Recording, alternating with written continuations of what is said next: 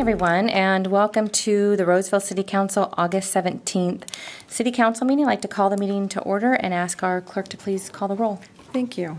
Vice Mayor Haldeshelt? Here. Councilmember Albert? Here. Councilmember Mendoza? Here. Councilmember Rakucci? Here. And Mayor Bernasconi.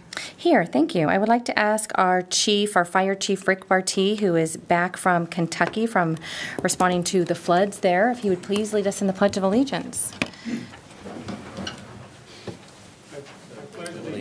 To the flag of the United States of America and to the republic for which it stands, one nation, under God, indivisible, with liberty and justice for all. Thank you. I'd like to ask our clerk to please read the meeting procedures for this evening. Thank you. Good evening, everyone, and welcome to the August 17th City of Roseville City Council meeting. If you're present here tonight and have not already picked up an agenda, please help yourself as they're available at the end of the table to your right. As a reminder, the Brown Act does prohibit our City Council from taking actions or discussing items that are not listed on tonight's agenda. Furthermore, if each speaker who would like to address the City Council may do so by stepping up to the podium, and they will be given 3 minutes during the public comment section on non-agenda matters to express their thoughts. Additionally, the maximum allotted time for that section in public comment will be 25 minutes. Speakers that would like to comment on agendized items will have 5 minutes to express their concerns and comments to our City Council. Time will be monitored, and once the red light blinks at the podium, we request that the speaker please conclude their comments. Lastly, if you are here tonight to address our City Council, please consider stating your name for the record. Thank you for your civic participation tonight, and welcome to the City of Roseville. Thank you very much. We will move into public comments, and now is the time for anyone to come forward with any item that is not on the agenda. Is there anyone this evening that would like to speak to the council? You can come forward now.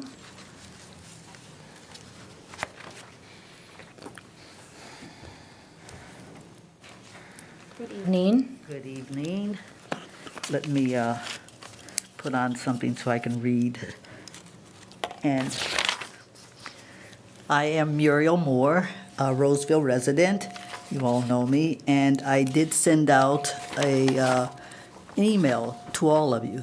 You probably haven't gotten it yet, but that's what I want to read to you from. And it's in regards to what I spoke on last council meeting, which was in regards to the upcoming State of the City address, but more importantly, the VIP breakfast. So I will read what I have prepared for you, and it's less than 3 minutes. I already timed me.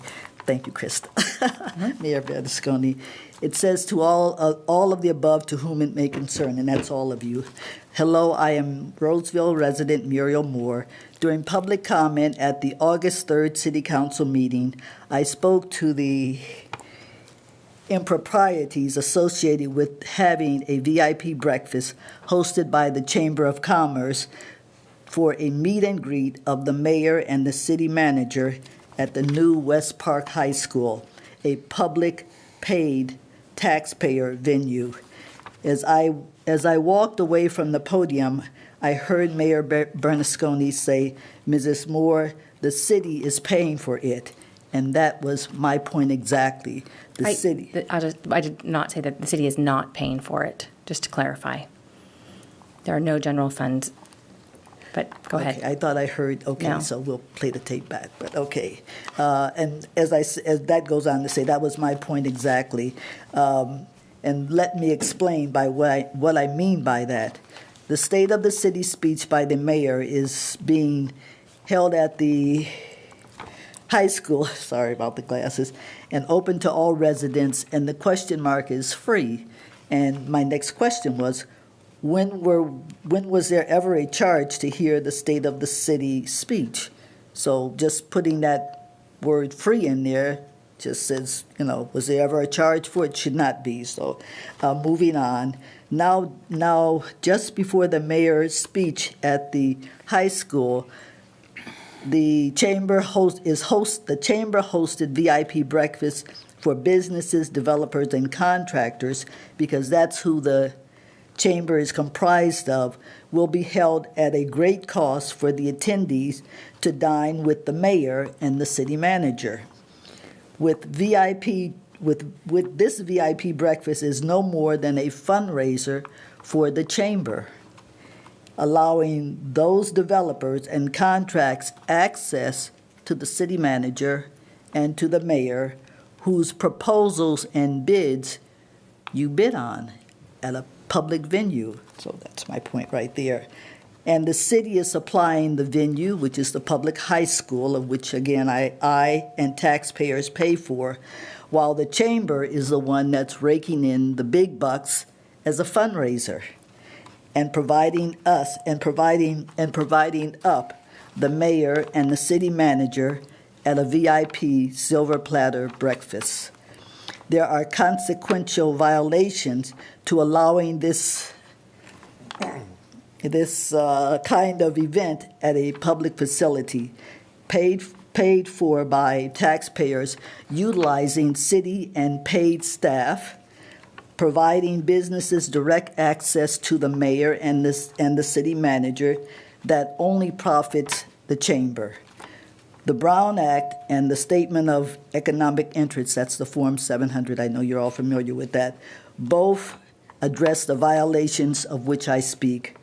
Now, how ironic when I, or a city resident, wishes to get your attention, it's in a 3-minute during public comment at the council meeting when I want to address you or any of the taxpayers. May I ask you just to wrap up your comments? You're over your time. No, it wasn't.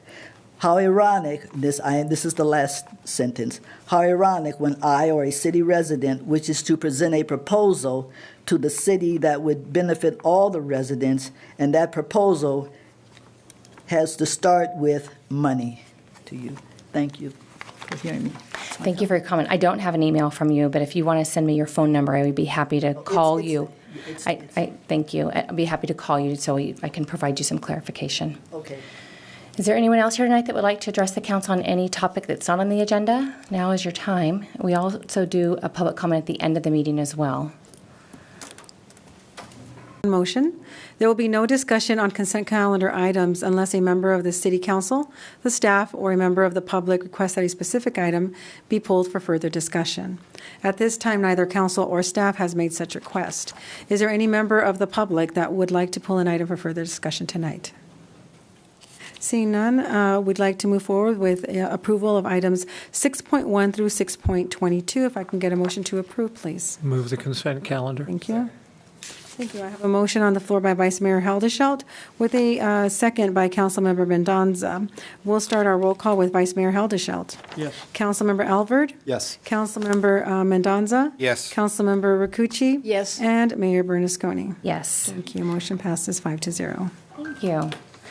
We'll move on to item 7.1, which is the Roseville Regional Sports Complex Project Environmental Clearance and Master Plan Approval. Good evening, Jill. Good evening, Mayor Bernasconi and members of the council. I am Jill Galleria, your Parks, Recreation, and Libraries Director, and tonight we're presenting the master plan for the proposed sports complex and seeking your approval of the plan and the associated CEQA documents. I'm happy to have Tara G., our Park Planning and Development Superintendent, and Terry Sherhall, the city's Environmental Coordinator, here with me tonight. As you'll hear in tonight's presentation, we approached this project with several goals in mind. 1, to fill a community need for sports fields. 2, to provide a destination amenity that's accessible, compatible, and desirable to the community and to the region. And 3, to promote sports tourism and generate additional revenues for the city. We're very excited to share this project with you tonight, and so I'll turn it over to Tara. Thank you, Jill. The project is a 51-acre site located off of Westbrook Drive and Brookstone in West Roseville. The wastewater treatment plant is on the east side of the property, and city property is on the north. On the south side is a commercial storage facility that is being planned on the south. In this slide, we've kind of turned the park project, so north is on the left. The sports complex master plan proposes 10 lighted artificial turfed soccer fields, a mean pedestrian spine with shade canopies and misting systems, 2 parking lots equaling about 95 spaces per field. And in our research with other similar complexes, the average space per field is between 60 and 75. And we wanted to make sure that we provided adequate parking for our facility. We also include 2 plazas with restrooms, shaded picnic areas, a kids zone, and space for concession and officials. We also included here to the very left of the slide is a universally accessible play area.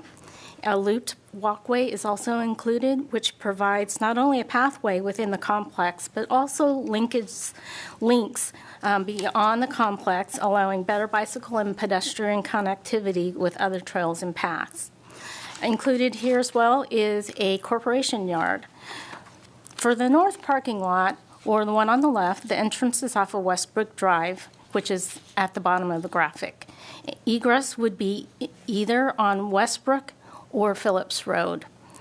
The fields will be fenced, and although available through reservation and rentals, and the playground and loop trail will not be fenced, making these amenities available to the general public. This is an early image of the field area. A larger field is marked with sidelines parallel to the central walkway, which is or the main spine, which is in the background there. 2 smaller sided fields for younger teams run perpendicular to the main walkway. In this sketch, players are using the larger field. As we move towards construction document preparation, much of this will be further refined. The dimensions of the large fields are to be 120 yards by 70 yards, with 20-foot wide spectator areas and 20-foot wide player areas along the sidelines. In this next sketch is the short field sketch or concept that shows how the fields will turn perpendicular. Players are indicated under the white tents, and parents and spectators are on the opposite sides. It doesn't matter which side they are, it could be switched over, but what this sketch shows is the ability to accommodate both the players and separating the spectators. I also want to mention that soccer is not the only sport that can be played here. We have the ability to paint field lines for lacrosse, rugby, and other long field sports. Again, as we move into construction documents, much of this will be further refined. Here's a main pedestrian spine or walkway that described earlier as the main spine. The sketch shows how the canopies provide lots of shade at the complex, and wayfinding signage will be located throughout the complex as well. We continue to refine the design details for wayfinding. The refinement will also include field location signage, the most convenient parking lot based on field assignments, interior signage for fields, entry monumentation to make you have arrived at the complex, and more. This is a look at the plaza area. If you recall, there's 2 plazas on each side of the complex, right adjacent to both parking lots. The plaza area may look something like this. On the left is a large restroom building, and behind that is a covered multi-use area where a variety of activities like cornhole or foosball or other types of games can be played to entertain siblings or to pass the time between soccer games. The 3 large shaded areas behind that are for picnicking, and they have picnic tables located under that. In the center, between the 2 rows of trees, is an area where players can take a Roseville branded team photo. It would be something unique to remind them that they played in Roseville and want to come back. To the right of the double row tree, starting with the building in the front, is an officials room plus concession area or building. Behind that building are pull-in areas for food trucks. It is envisioned that the food trucks provide prepared and cooked food, and the city-run concessions would focus on grab-and-go type food and drinks such as water, Gatorades, or snacks. As I mentioned, included in this project is a universally accessible playground. This will, again, be open to the public outside of any use for the soccer fields. Now, definitely, if you come to play at soccer and you have time and between games, this will certainly be available for visitors to play in as well. It is intended to provide a variety of play activities that appeal to all senses. Included in the play area will be safety fences so that children can play and the parents are assured that we have created a safe environment to play. We have held 2 public workshops, one virtual and one in person. We've received good feedback from those who attended. While the refinement of the playground will not impact the overall master plan, I wanted to share that refinement of this important component is ongoing. The approach is to take advantage of the only grade contours on the site and create play features that are fun for children of all abilities. Now I'll turn it over to Terry to talk about the CEQA. Thank you, Tara. To comply with the California Environmental Quality Act, CEQA, a subsequent initial study mitigated negative declaration was prepared. Under CEQA, agencies can prepare subsequent documents if there are changes to a project, such as in this case, where a regional sports complex was evaluated in the West Roseville Specific Plan EIR, and subsequently an addendum to the West Roseville Specific Plan EIR was prepared to address locating up to 6 of the sports complex fields in the currently proposed locations, still within the West Roseville Specific Plan area. This initial study evaluates the entirety of the project, up to 10 fields, and the related amenities Tara just described at the current project site. A subsequent initial study mitigated negative declaration is the appropriate level of environmental review under CEQA because the project does not include substantial changes that would require major revisions to the West Roseville Specific Plan EIR, and there are no significant and unavoidable effects previously examined that would be substantially more severe than were shown in the previous EIR. Site-specific updated technical studies were prepared to assess potential lighting, air quality, traffic, and noise impacts. And the conclusion of the technical studies, as well as the other analyses prepared for the initial study, is that the project would not generate environmental impacts that could not be mitigated to less than significant. So with standard mitigation measures applicable to minimizing emissions during construction, biological surveys prior to construction, and tribal cultural resources mitigation measures conducted prior to and during construction, potential impacts would be mitigated to less than significant. A mitigation monitoring and reporting program has been prepared to ensure application of the mitigation measures identified in the initial study. The initial study was publicly noticed and available for a 30-day public review and comment period from July 12th through August 10th. No comments were received specific to the CEQA document, although one comment was received requesting additional soccer field or softball fields in the city. And that basically concludes the overview of the CEQA process, so I'll hand it back to Jill. Thank you, Terry. Well, I get to speak to the benefits of the sports complex, which are many. One of the council's goals is to advance sports tourism opportunities, including destination-type amenities. This will definitely be a destination amenity, attracting tournaments and sporting events from across the region. There's not another facility like this in the area. This complex will draw tens of thousands of visitors to Roseville over the course of a year, which will result in families staying in Roseville's hotels, eating at our restaurants, shopping at our retailers, and visiting our local attractions. That means millions of new dollars coming into the city each year. And because they're artificial turf, the fields can be used year-round. In the fall and winter, which are still popular months for youth sports, weather will have a minimal impact on the playability of the fields. And this is especially important to families that are traveling from out of town for events. In addition, the complex will provide much-needed fields for our own Roseville youth. Recreation trends show that participation in soccer and other youth sports continues to grow, and our current fields in Roseville do not meet the demand.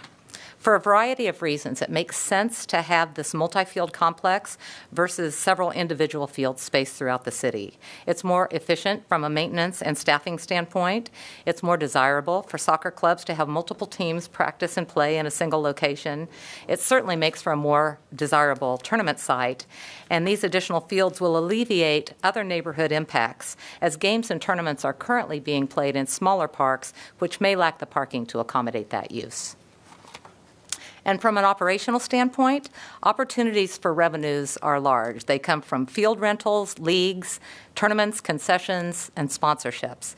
Expenses include staffing and maintenance, and we've not forgotten about life cycle replacement of the field turf. Annual contributions to a field turf replacement fund have been included in our projected expenses, so we'll be well prepared when the time does come that the turf needs to be replaced. Our initial estimate shows the complex needing about $500,000 of general fund support annually, while the economic impact to the city exceeds this amount tenfold or greater. We've put a lot of thought into parking capacity and how the complex might impact traffic. As Tara mentioned, the parking lot is designed to have 95 spaces per field, and this is at the high end of the recommended parking capacity. I should also mention that parking is another revenue opportunity. It's not uncommon for tournaments to charge for parking, but we will not be slowing traffic down by charging as people come into the complex like many tournaments do. We plan to include a parking fee in the tournament fee, which is all paid in advance. New traffic signals will be installed at the intersection of Westbrook and Blue Oaks and at the two Brookstone entrances on Westbrook. There will be turn lanes into the complex heading both northbound and southbound on Westbrook, so that you can see that we're taking numerous measures to ensure that traffic continues to flow smoothly in and around the complex. We envision hosting about 15 tournaments per year, and local games and practices will occur daily. And while soccer will likely be the primary use, the fields will absolutely serve a variety of sports. Soccer, lacrosse, rugby, field hockey, flag football, ultimate frisbee, any sport that can be played on a rectangular field can be played here. Complexes like this have been of great benefit to cities across the country, and we're very excited to bring the same to Roseville. So I'll turn it back over to Tara to explain next steps. Thanks, Jill. Our next steps, if this plan is approved, is to begin development of the construction documents, coordinate the offsite improvements with other city departments, and issue a request for proposals for a contractor. We are targeting groundbreaking in the spring of 2023 and hope to see the work completed either in late 2024 or early 2025. So tonight we have three actions that are being sought. One, to adopt the subsequent initial study mitigated negative declaration, that's a lot of words, adopt the mitigation and monitoring reporting plan, and approve the sports complex master plan. With that, this concludes our presentation. We turn it back to you for any questions. I love it. Thank you. I will start with our council to see if they have any questions, and then we'll take public comment and bring it back to the council for motion. So do you want to start us off, Councilmember Alvord? Sure.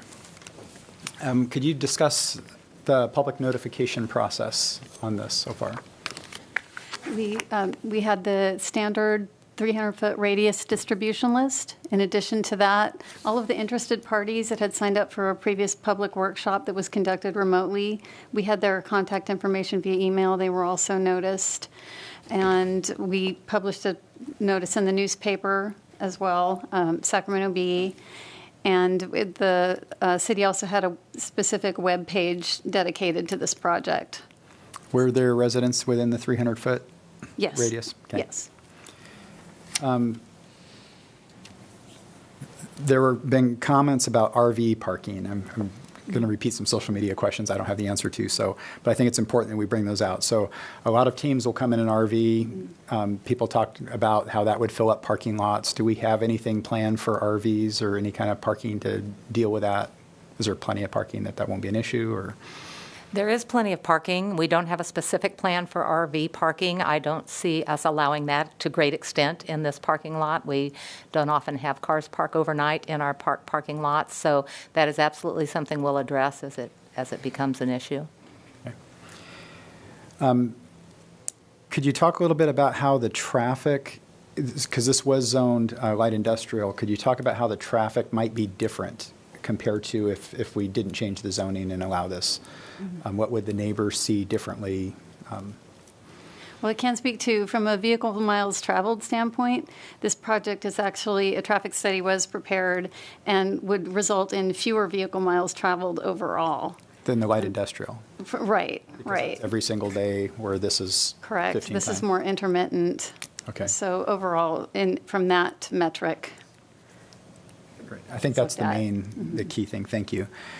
And another question about public use. So we have artificial turf, which is more sensitive to abuse.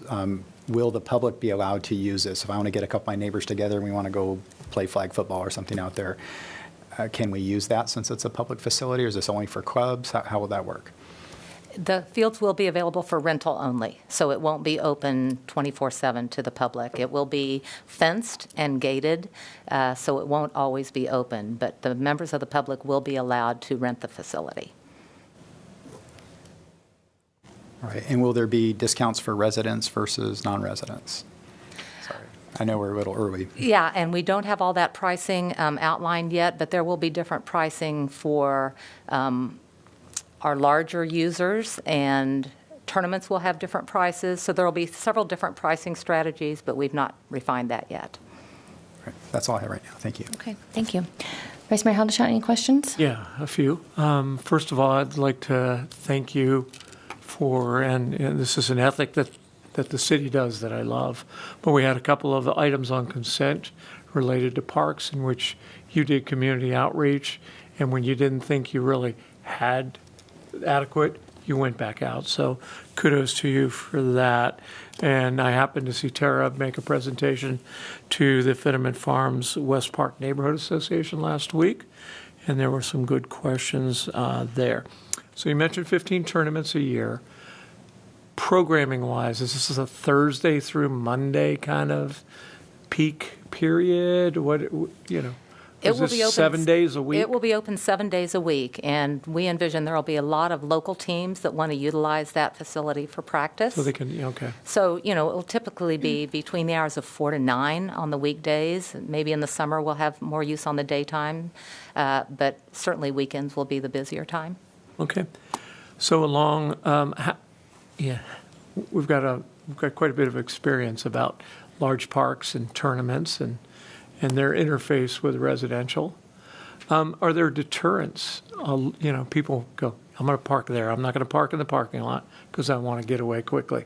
Will there be deterrents to parking on the street versus parking in the over 900 parking spaces? Well, that's a good question. And so what I would like to ask is to bring up slide 15 on the circulation patterns. And we can share with you how we've planned people to enter and exit the facility. Well, planning's one thing. We had a speaker sometime in the last year related to Sergeant School, Yeah. where people make their own parking. Yeah. Right. So my question's really about have you thought about deterrence to on-street parking that could impact the neighborhood and create safety issues because lines of sight? Yeah, there is no parking, on-street parking allowed on Westbrook Drive. Okay. And so the convenience of the parking and the quantity is what we're, providing here. Thank you for bringing this slide up. We also have, as Jill had mentioned, two signalized intersections that are being planned. Yeah. And so the purple lines are as how you enter each of those parking lots, and then the blue lines are how you exit. One of the things on the north side that not only can you exit back onto Westbrook, but egress on a very large tournament can go out Old Phillips Road. And so people will not be allowed to come in off of Phillips Road, but if it's a big parking capacity challenge, we are able to have people exit off of Phillips Road there by dispersing the car and traffic. So far as deterring, we're making it as convenient and easy as possible to use the parking spaces. Again, as Jill mentioned, our parking lot management plan is to not charge on site. And so people, if it's part of their tournament fee, they're not even going to realize that they're paying for parking in addition to their tournament fees. So the convenience, most people like to park as much as we're physically active. They like to park really close to where they're playing. Yeah. You had me when you said there's no parking on West Park, okay. Because that's different than our experience with Harry Crab. Yeah. Right, so thank you for that. Can you talk about the state of the art of lighting today versus lighting 15 years ago? Absolutely. Can you bring up slide 14, please? Technology today is much different than it was even in the mighty days that we have. The technology for sports lighting is significantly different. Here's an example of how technology is being used to minimize what we call glare and spillage of light. A real example of recent lighting technology that we used is at Pistachio Park.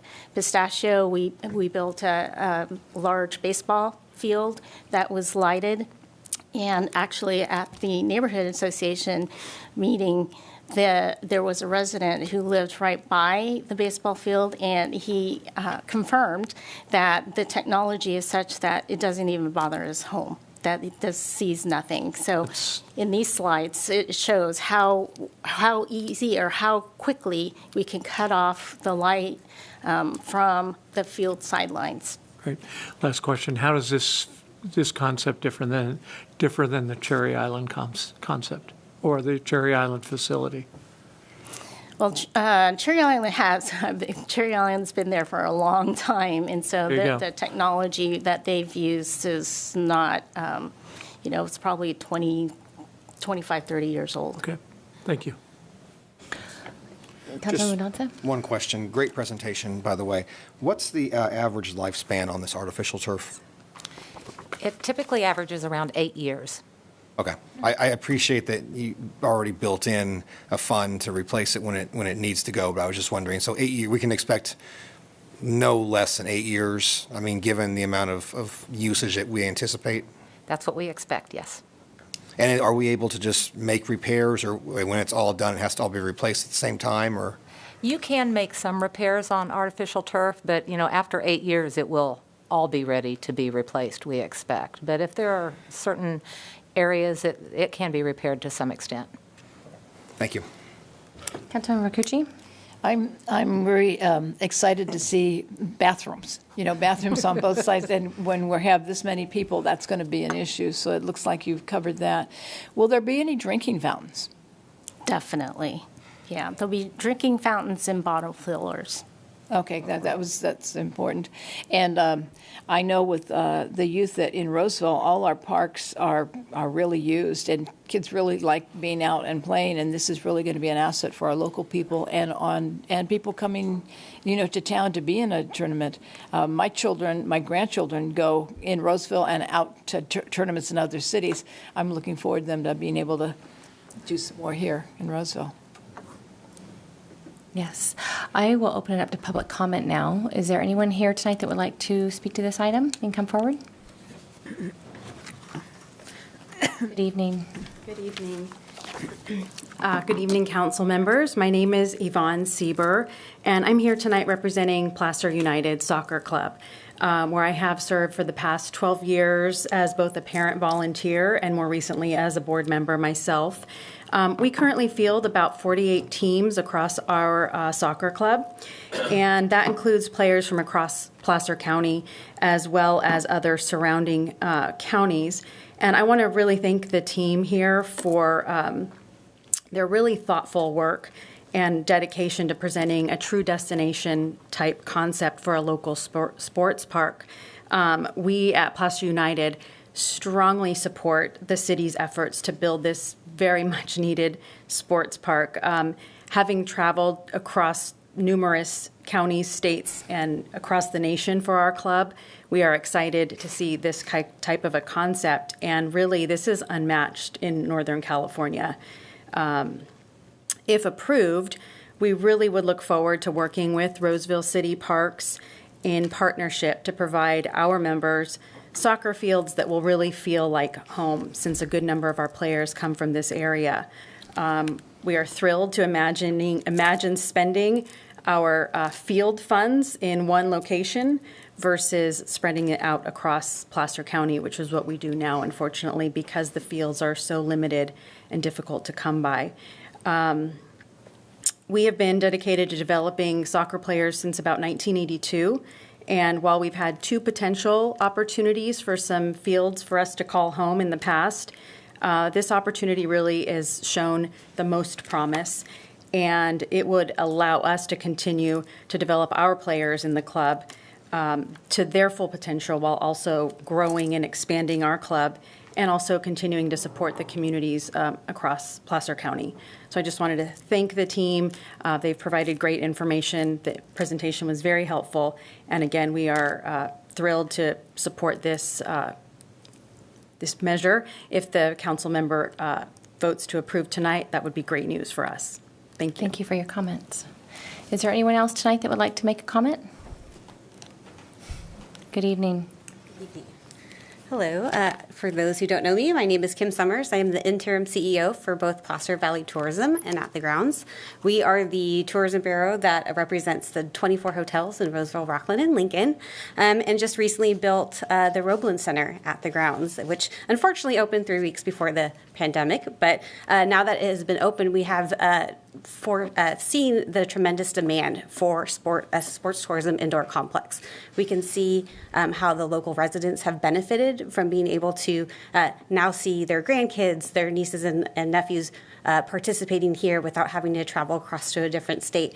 And we have seen the demand just reoccur over every weekend about people wanting to come here. Not only do we have tremendous facilities, but we have a great amenities as well. The same reason why people like to live here, eat, drink, and recreate is the same reason why people want to visit here.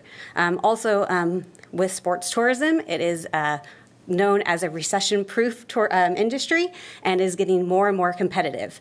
As we look just at the local region, we see Natomas, Elk Grove, and even most recently Sacramento try to stake a claim at sports tourism. Thankfully, Placer Valley as a region has been coined the youth sports destination of Northern California, and that momentum just continues to grow stronger and stronger. We can only continue to grow stronger and stronger if we reinvest into new facilities, and this region has direly needed an outdoor sports complex. I've been with the organization for over 14 years. Back when I first started, we were trying to do a sports complex back then. Unfortunately, that project did not come to fruition, but we are extremely excited at our organization to see the City of Roseville continue to pursue this much-needed complex.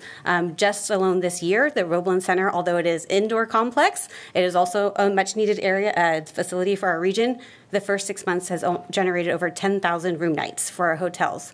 What that means is we were set up for a fast rebound after the pandemic. Once we were able to open, we saw our hotels come right back, especially on our weekend business, outperforming a lot of our local regions and jurisdictions. It is extremely important that we continue the momentum and continue to add additional facilities, reinvest in what the current facilities that we have to see this go. Our hotels, obviously the tourism life cycle, people come here, they stay here.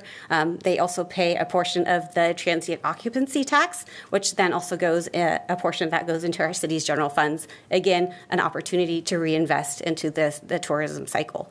So again, just at Placer Valley Tourism, we're extremely excited to see this project come to fruition.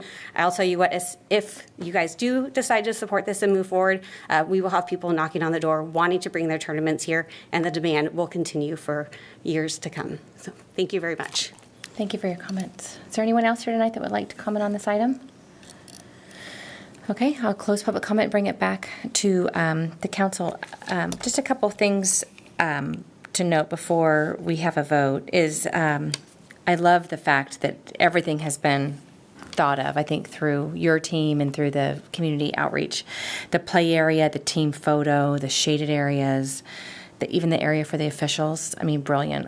I am a competitive soccer mom, and I spent last weekend spending my discretionary income on a hotel and shopping, and I would have loved to have a field like this. And so my question was around parking, but you hit it on parking, because that we definitely want for people to be safe and not crossing that street and parking along Westbrook.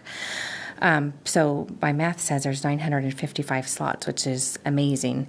And I just will ask one question. I think maybe this is for Tara, well, two questions actually. There's probably no perfect sports complex, like there's no perfect house, but is there a model somewhere that you really like?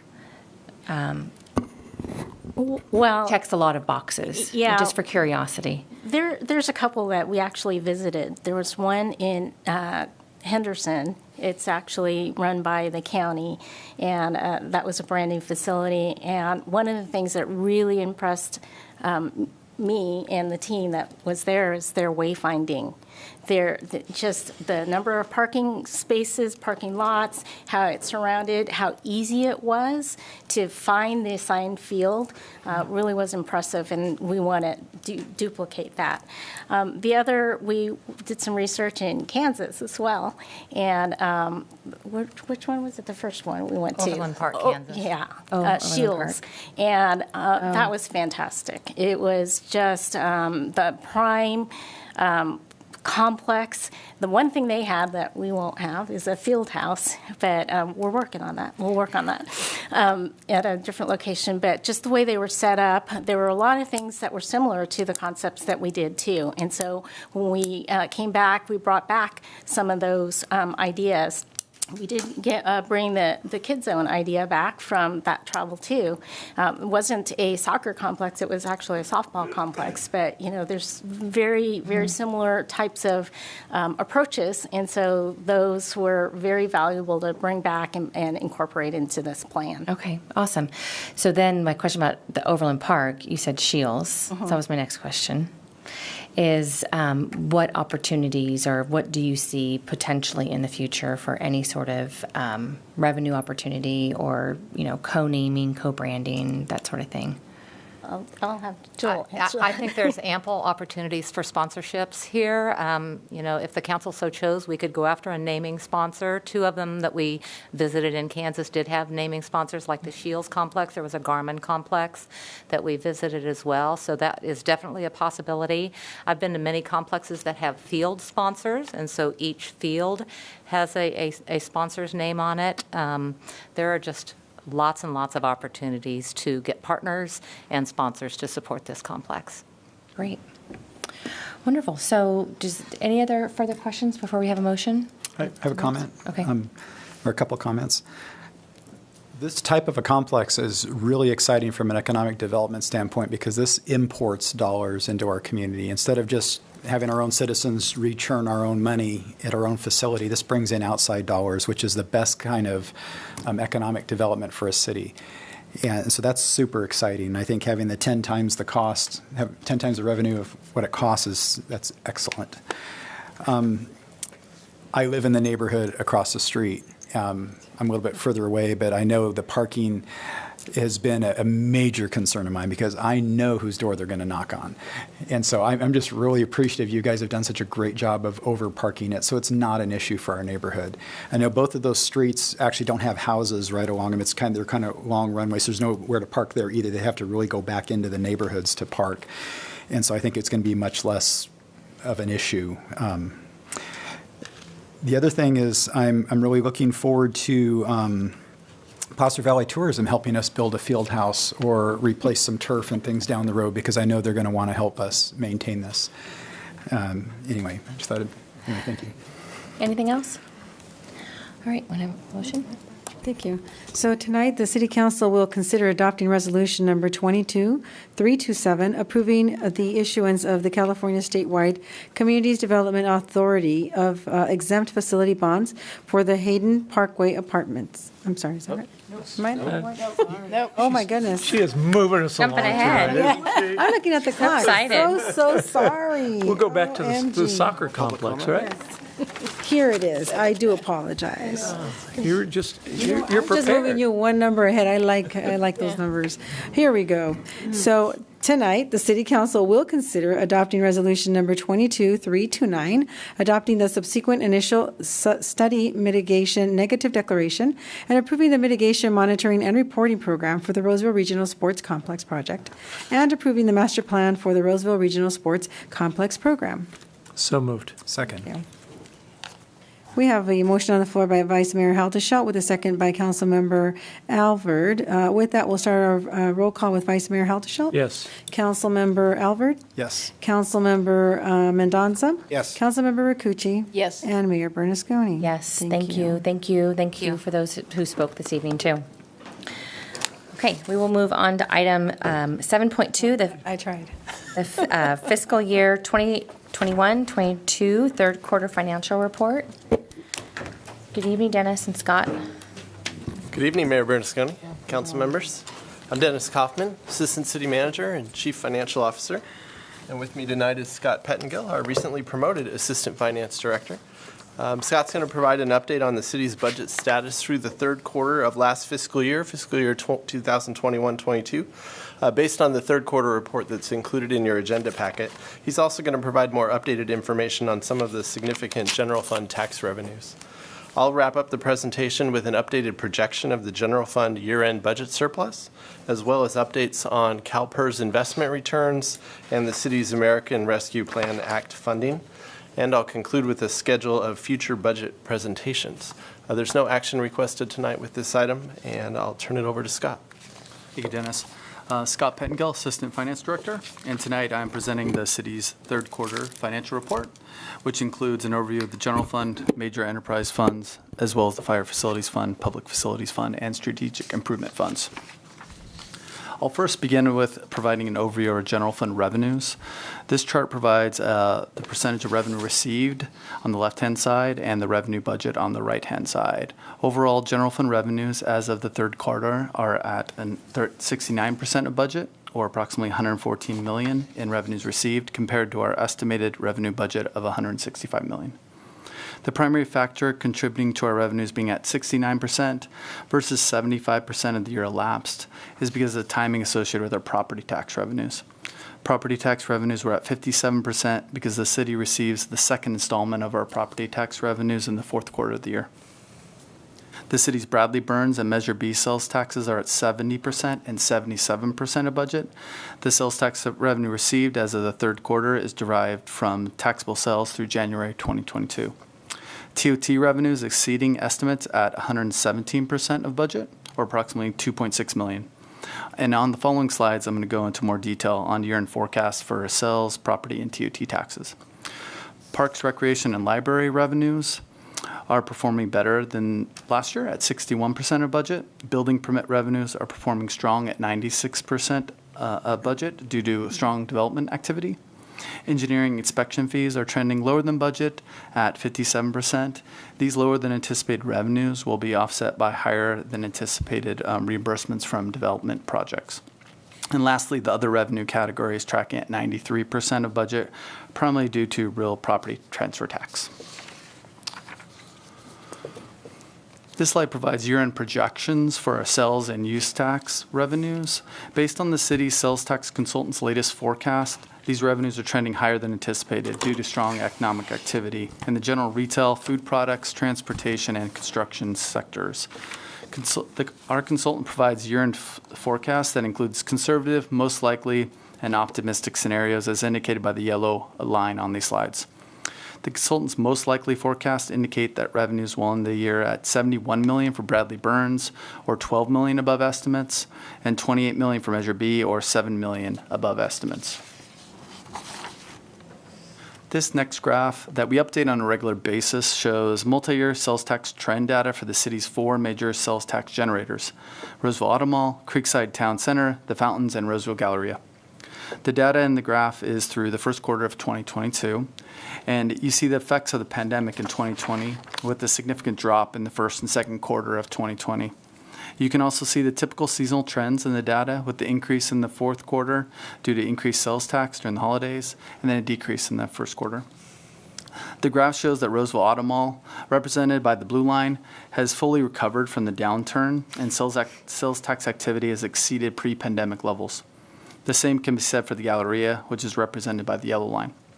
Sales tax revenues from Creekside and the Fountains have fully recovered from the pandemic, but remain close to pre-pandemic levels.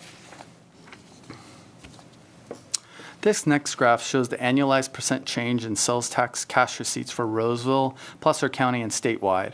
The spike in sales tax on the left-hand side of this graph, or the second quarter of 2019, was due to a state software change that resulted in delay in the city receiving sales tax revenues.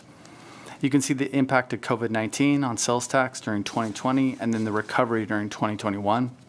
And our most recent sales tax information as of the first quarter of 2022 indicates some declining growth.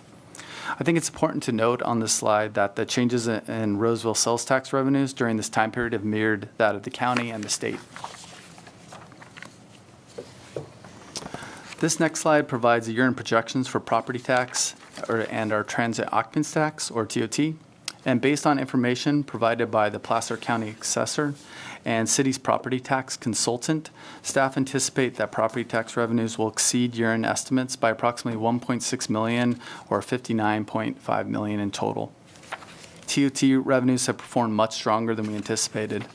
As of the third quarter, revenues were at $3 million, and the growth has continued through May, with revenues received totaling approximately $4 million, which already exceeds our budget estimate of $2.6 million. Staff budgeted a conservative amount of TOT in 22 due to the economic uncertainty of the pandemic last spring when we were developing the budget. If current trends continue, TOT revenues could end the year at $4.2 million.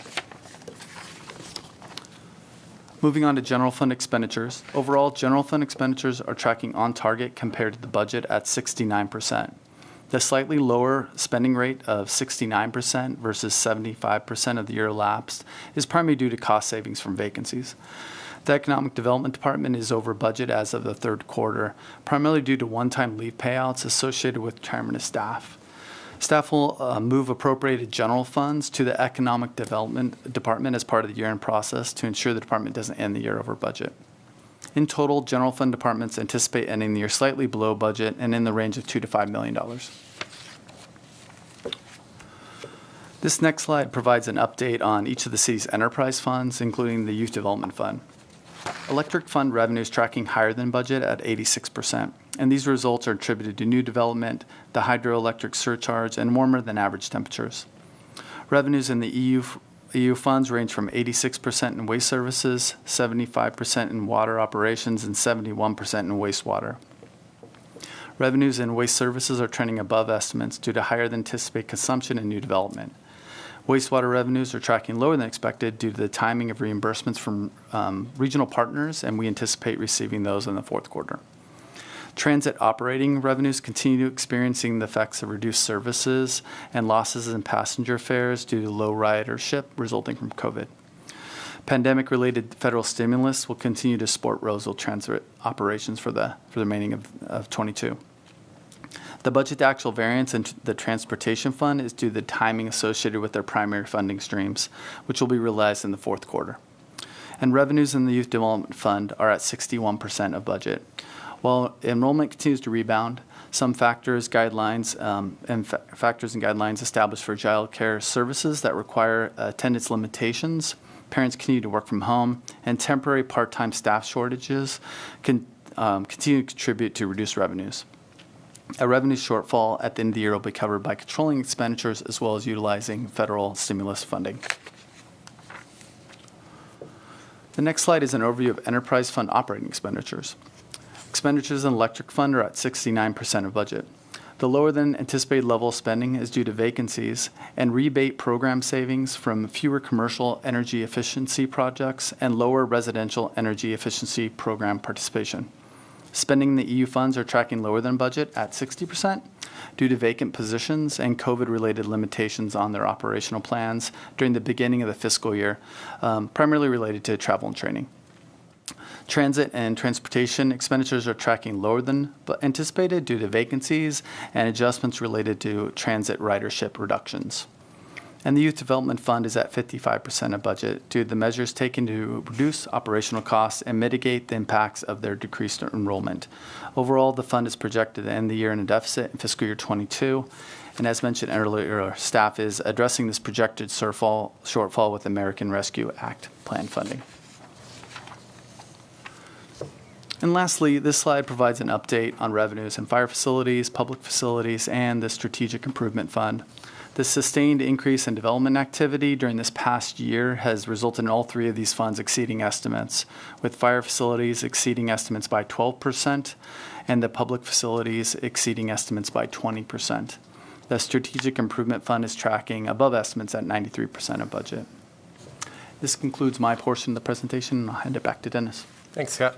So based on the general fund information that Scott presented and our budget monitoring that we've been performing with city departments, we've updated our year-end budget surplus projection for the general fund. We are estimating that the general fund will end the year with between $24 and $29 million surplus. We are anticipating revenues in excess of budget for sales tax, property tax, and our TOT or hotel tax, as Scott outlined. These amounts are highlighted in blue. And we're also expecting between $2 and $5 million of department expenditure savings, which is highlighted in green. Our updated projection of $24 to $29 million is based on the most likely revenue forecasts that Scott mentioned that are provided by our tax revenue consultants. Since we've expected the surplus sales tax revenue, we have planned for up to $15 million of that surplus to augment the Roseville Sports Complex project budget that you just heard about in the last agenda item, depending on the final awarded bid. The surplus amount that is available above that amount can be used for other one-time projects, either through our capital fund, our capital reserve fund that we've created to augment projects like Weber Park, or to provide funding for expanding this council chambers or other types of capital projects. The surplus can also be used for other types of one-time priority expenditures, including making additional contributions to the new pension trust fund that the City Council has approved. Staff will bring back the final year-end budget surplus amount in January for further discussion. I also wanted to provide a brief update on CalPERS. They recently released their investment return for last fiscal year that just ended on June 30th. For the CalPERS pension system, the funding status at the end of fiscal year 2019-2020 was 71% statewide. So that's as of June 30th, 2020. And I just wanted to show that as a starting point, because then for fiscal year 2020-2021, CalPERS investment return was 21.3%, or about 14.5% above their target return, which is used by their actuaries to determine our contributions. That excess return increased the statewide funded status of their plan to about 80%. And then most recently, CalPERS announced the preliminary investment return for this most recent fiscal year was negative 6.1%, which is almost 13% below their target return of 6.8%. So, and this brought the statewide funded status down to about 72%. So in short, this means that the good news from fiscal year 21 that would have lowered our contributions will largely be offset by the bad news from fiscal year 22. And so I just wanted to prepare all of us for that. Staff will be analyzing the new actuarial valuation reports that CalPERS just released to us, and we'll be running updated projection scenarios, and we will return with a more thorough CalPERS pension update as part of the next budget development process. I also wanted to share an update on the city's American Rescue Plan Act, or ARPA, funding plan. The city received its second half of funding in May for a total allocation of $17.6 million. As you'll recall, Council approved funding for improvements to Weber Park and rehab of Johnson Pool in the adopted budget, along with support for the Adventure Club program. Council also approved funding for the Roseville Venture Lab across the street, the first $350,000 for grants to nonprofits, funding for the Corporation Yard Fleet Charging Facility, and the Chamber of Commerce Talent Pipeline Program. And staff will be bringing forward a few IT initiatives this year, including a business continuity and disaster recovery plan. So this would leave $4.9 million currently unallocated. As you'll recall, the city's lost revenue from the pandemic provides us maximum flexibility under the Arpa rules for how these resources are spent on one-time expenditures. And so staff will be bringing recommendations for allocating the remaining amount as budgets are finalized for a lot of these large projects like Weber Park. Just as a reminder, the city has until December of 2024 to commit the funds and until December of 2026 to spend every last penny. And so that is the status of where we currently are with ARPA. Finally, I wanted to share the current schedule for our future budget presentations, starting with the fourth quarter report and the year-end results for the fiscal year that just ended on June 30th. After the books are closed and the city's independent audit of the financial statements are complete, staff will return in January to the City Council with the final year-end results, including the final surplus amount, and that'll be reported in the fourth quarter report. And then right before that, staff are planning to prepare a first quarter financial report for fiscal year 23. That report will be an abbreviated version of this quarterly report and will focus on updates on significant tax revenues, especially given the current focus on the potential for an economic downturn or recession. We thought we would come back sooner with a first quarter report. And then next May, staff will present the second quarter report for this new fiscal year and will present the city manager's proposed budget for the following year. So with those updates, this concludes our presentation, and we're available to answer any questions. Thank you. Okay, excellent. All right, we'll start off with the council. Let's start over here. Any questions of staff? Councilmember Rakucci? I would say it was a thorough presentation. Thank you very much. But it always interests me even more so is when we talk about the CalPERS update, because that's something that really affects us, and it's something that's not in our particular control. We have to pick the numbers that they give us. So, but I like our thoughts on how we can monitor it and also use some of the funding we've had in the past to make up this. So keep our eyes on it and go forward. Thank you. Very nice to see those sales tax numbers. It's not even the holiday season yet. Thank you for the presentation. Vice Mayor Hadashot? Yeah, wow. It's pretty rosy, except for we need to remain fiscally prudent in changing times, because this came up to March 31st, and about that time the Fed started to ratchet up. So right.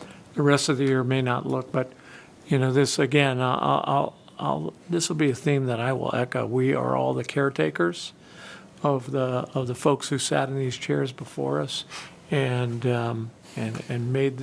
created a city that has this fiscally prudent balance. So thanks for the report. With the electric revenues of 16% over and 19% under, revenues over, expenditures under right now, I know that extra amount does not come back in it has to stay within the electric department itself because it's owned by all of us, the ratepayers. But does that extra funding that we're having, does that go back into a rate stabilization? How does that, what happens with that, quote, profit? Well, most of the additional revenue that's came in through the third quarter above the budget amount is being used to pay for the increasing costs of buying electricity and natural gas to provide electricity to the community. And the cost of energy has gone up significantly, even over the last few months. And so I think when we bring forward the fourth quarter, the year-end results, you'll see a little bit different picture because the costs have been going up exponentially. So the extra revenues then will go right back in on behalf of the ratepayers, even though costs are going crazy, and I've heard that several times. But correct. Okay, thank you. That's it. Okay, I'll open up to public comment. Is there anyone here this evening that would like to speak to this item regarding our third quarter budget? Okay, I'll close public comment. I know that you are asking for a motion of us this evening. I just want to know. No, thank you. Information. Thank you. Thank you very much for the information. We're in a solid position. I know I speak for all of us when I say we take our fiscal conservativeness very seriously. So as much as we can sock that away for that rainy day that we keep hearing about. So thank you very much. And congratulations All right. on the We'll receive and promotion. file it. Okay, next up, we have a public hearing for item 8.1. So I'll open the public hearing, Tax and Equity Fiscal Responsibility Act, hearing Hayden Parkway Apartments. Yes. Good evening again, Mayor Bernasconi and council members. Dennis Kaufman, Assistant City Manager and Chief Financial Officer. This item is a required Tephra public hearing. And a Tephra public hearing is required when a private development project within the city's boundaries is financed with tax-exempt bond financing. In this case, the project to be financed is the 94-unit multifamily rental housing project known as Hayden Parkway Apartments at North Hayden Parkway and Crawford Parkway. And the borrower for the financing is Fidiment Affordable Partners. The developer requested up to $28 million of tax-exempt bond funding through the California Statewide Community Development Authority, or CSCDA. The debt issued by CSCDA will be the responsibility of the borrower. The city will have no obligations or responsibilities related to repayment of the debt. So the recommendation tonight is to have the public hearing and to adopt the resolution approving the issuance of bonds by CSCDA for the benefit of Fidiment Affordable Partners. And if there are any questions, representatives from the borrower and CSCDA are available virtually if there are any questions about the project or about the financing. That concludes my presentation. Okay, great, thank you. Does the council have any questions of Dennis or for those that are here virtually? Not for me. No. Does this require a 4/5 vote, or is this a simple? Just a simple majority. I know some things require 4/5, right? Okay, that's it. Anything else? Okay, I'll open up to public comment. Is there anyone here this evening that would like to speak to this item? You can come forward now. Okay, I'll close public comment. If the council doesn't have any further comments, staff, we'd like to have a motion. Perfect. Thank you. Tonight, the City Council will consider adopting Resolution Number 22327, approving the issuance of the California Statewide Communities Development Authority of exempt facility bonds for the Hayden Parkway Apartments. If I can get a motion to approve, please. So moved. Thank you. Second. Thank you. Motion to approve by Vice Mayor Haldeshelt, with a second by Councilmember Rakucci. And we'll start our roll call with Vice Mayor Haldeshelt. Yes. Councilmember Alvord. Yes. Councilmember Mendoza. Yes. Councilmember Rakucci. Yes. And Mayor Bernasconi. Yes. Thank you. Motion passes unanimously. Thank you. Thank you, Dennis. Okay, we'll have one last public comment for anyone to come forward and make a comment on any item that's not on the agenda. Do we have anyone here this evening that would like to do that? Now's the time. Okay, I'll close public comment, bring it back to the council. Is there anyone that wants to start us off with any council reports? I can start. All right, let's do it. Just a couple things. I just want to point out to the community that on our consent calendar, we had a presentation about the potential new sports complex, which was great, but we also are doing, taking care of our older parks and making sure that they're really up to standard. So Kenwood Park and Del Stevenson Park is getting renovated, and some of their play areas and things. So it's we build new ones, and we're having, actually next week we're going to have a dedication of a park, but we get new ones and we make sure our other ones stay in good shape. And also I wanted to mention that I'm on the West Placer Waste Management Authority, and last week we are authorizing issuance of and sale of solid waste revenue bonds and approving related documents. It'll be around not to exceed $130 million, and it's going to get our facility in shape to look for the future and to make sure that we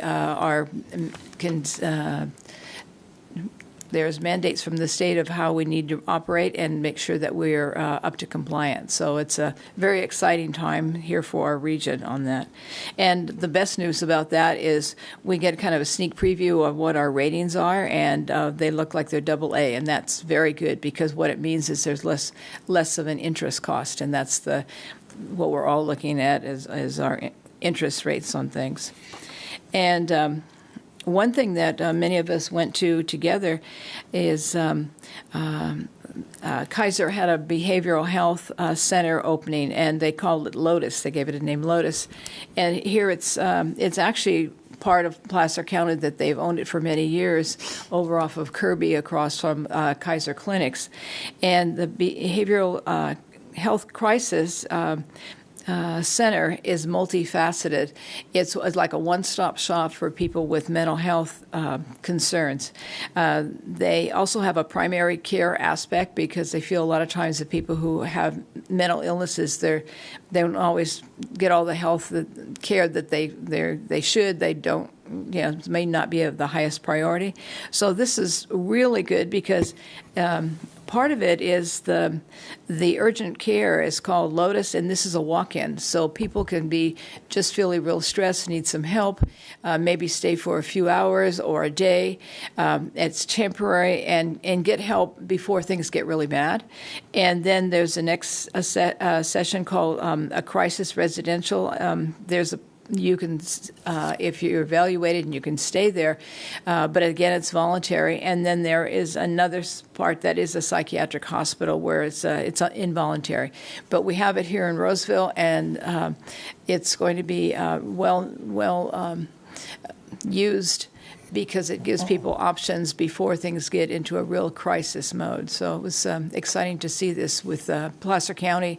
A lot of people helping, Kaiser, Sutter, and other entities. It's open to everybody in Placer County. It takes literally all insurances. So don't fear that you may not be seen. Only thing, I think it's going to be well used, and there might not be an opening at the time. But I think this is something good for our community. That's it. I have no updates this evening, but I just want to recognize our city crews that are working hard and doing our street maintenance, repairs, and slurry resealing out on Kirby and Rocky Ridge, Douglas, and Sunrise. They've been working diligently, and it's noticed. Those streets have needed repair for a while, and I just want to thank the city for they're doing a great job. They're keeping traffic moving, especially now that school has started up. I just wanted to commend them. They've done a very good job at timing when they're doing the work and making sure that traffic, especially around Oakmont and some of the other areas where they're doing those repairs, continue to flow well, and they're doing a tremendous job, and I don't think they get recognized as much as they should. So just wanted to say thank you to all the hard work they're doing. Thank you. Great. A couple of quick water updates and then some transportation updates. So last week, at the invitation of the Placer County Water Agency, I had an opportunity to go with a few of the elected officials around the area on what they were calling their inaugural water leaders. So we traveled up to two of the reservoirs that Placer County Water Agency manages, French Meadows, where we heard about their forest management processes, and then we went to Hellhole Reservoir. They're quite a distance from even Forest Hill, so it's closer to the Olympic Valley than it is to anything here in Placer County. So it was a great opportunity. There were Ken Broadway from Rockland, the Bonnie Gore, Holly Andreatta, Rachel Riddell Harris, and a few others. We went on a tour, so we did that. Our water utility, because of focus on the drought, did a 1-hour presentation on water last night. It's on Roseville's YouTube channel. On our consent calendar, there was an item on reconfiguring our transit routes here in the city of Roseville based upon usage. And then next week, the Placer County Transportation Agency will be talking about the Sierra College transportation pass. Free pass for students, and it's really an innovative idea. So that's it. Thank you. Thank you. Howard? The only thing I want to add is a couple weeks ago, Pauline, Tracy, and I got to go to the grand opening of Round 1 at the Galleria Mall. And this is a very unique feature that's going to draw a lot of people to the mall. And I know it's been several years in the making. They kind of had a huge pause during COVID, but they've got some very hip bowling alleys and billiard tables and every super expensive electronic video type game you can think of, I think, is there. And a bunch of the grab machines, which I guess are super, super popular. But it's a fantastic venue. It's going to draw a lot of people to our mall, which gives us many other benefits as well. But I think it's just a quality of life aspect for many people in our community, and it's definitely a good revenue generator for the community. So we welcome them, and it was a lot of fun to see it. Great, thank you. Just a couple things to note. Pauline, you didn't mention that we were at the Senior Resource Fair together last week that the Placer County put together. It was actually all day with put together by our district attorney, and it had all sorts of resources for seniors in our community, and that was really nice to be able to go and see people in the community. I think some of us are going to the August 25th, the Growth Factory, their event, the GFX, which is their inaugural celebration for their promising startups that are just going to happen on the 25th. I know we're all busy with our committee assignments that we do, and I look forward to being with the council at the State of the City, which is planned for August 26th at West Park. So we will adjourn this evening. We'll be back here in 3 weeks. It's hard to believe we're done for the month here on these council meetings. So we will be back here September 7th after Labor Day and at 6 p.m. And I'd like to adjourn the meeting and thank you all for being here. Thank you.